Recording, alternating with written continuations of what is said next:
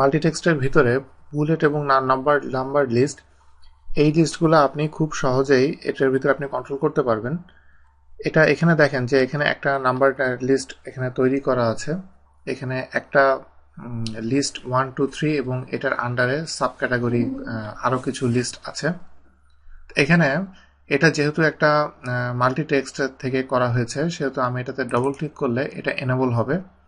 এটা এনেবল করার পরে আমি এখানে কিছু জিনিস আমি চেঞ্জ করব। যেমন এখানে 1 2 3 আমি 2 যেটা সেটা আমি ডিলিট করে দিতে চাই।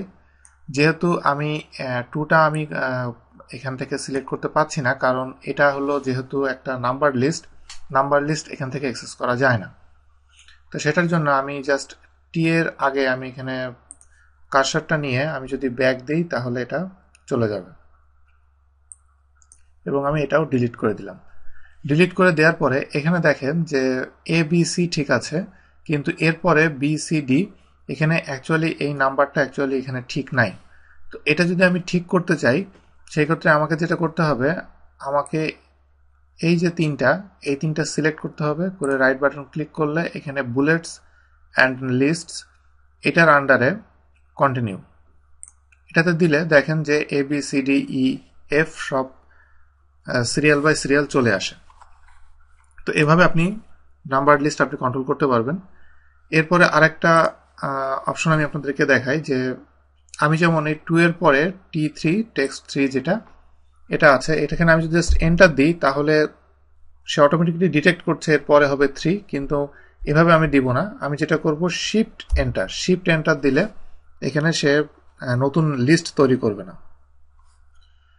এখন যদি আমি আবার 1 এবং 2 এটার মাঝখানে আমি যদি আরেকটা লিস্ট আমি তৈরি করতে চাই, আবার মানে আগের জায়গায় ফিরে যেতে চাই, সেক্ষেত্রে আমি এখানে আমি যদি এন্টার দিলে এখানে যেহেতু ডি এসছিল, কিন্তু আমি এটা আবার ব্যাক স্পেসে দেওয়ার কারণে এটা বামে চলে গেল। এবার যাওয়ার পর আমি 2 ডট দেওয়ার পর আমি যদি ট্যাব দিলাম, এই কারণে ট্যাব দিয়ে আমি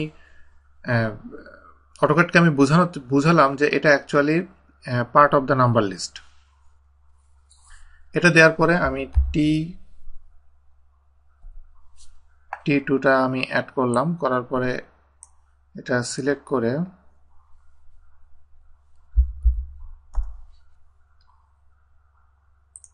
আমি এই টেক্সটগুলোর সমান রাখার জন্য আমি এটা ওই ফরম্যাটে নিলাম, এবং এখানে আমি শিফট এন্টার চেপে এটা একটা স্টেজ নিচে নামালাম, এবং এখানে আমি আবার পুরোটা সিলেক্ট করে রাইট বাটন, এখানে যে বুলেট নাম্বার আপনি যেটা চান, বা লেটার দিলে লোয়ার কেসও দিতে পারেন, অথবা এখান থেকে আপনি আপার কেসও দিতে পারেন। তো এভাবে আপনি বিভিন্নভাবে আপনি এটা কন্ট্রোল করতে পারেন।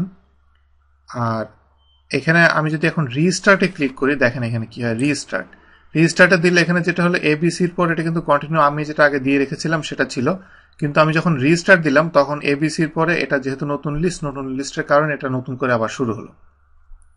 এবার আমি যদি এই যে নিচের যে সেকশনটা দেখতে পাচ্ছেন, যে এই সেকশনটা আমার কাছে কিন্তু অ্যাক্সেস নাই, যেহেতু এটা অ্যাক্সেস নাই সেহেতু আমি এটা অ্যাক্সেস করতে পারবো। এটা আমাকে রাইট বাটন ক্লিক করে বুলেটস অ্যান্ড লিস্টের ভিতরে যে নিচে দেখেন অ্যালাউ বুলেটস অ্যান্ড লিস্ট, এটা যদি আমি উঠিয়ে দেওয়ার পরে এবার আমার এটা জাস্ট একটা প্লেন টেক্সট হিসেবে আমি দেখছি, এখানে আমার বুলেটের কোনো অপশনই নাই। এখানে জাস্ট আমি 2 জায়গায় আমি 3 করে দিলাম, দেওয়ার পরে আমি আবার অপশনটা এনেবল করে দিলাম। এভাবে আপনি করতে পারবেন। তো আপনার কাছে অনেক ফ্লেক্সিবল অপশন আছে বিভিন্নভাবে এগুলাকে অ্যাকচুয়ালি কন্ট্রোল করার।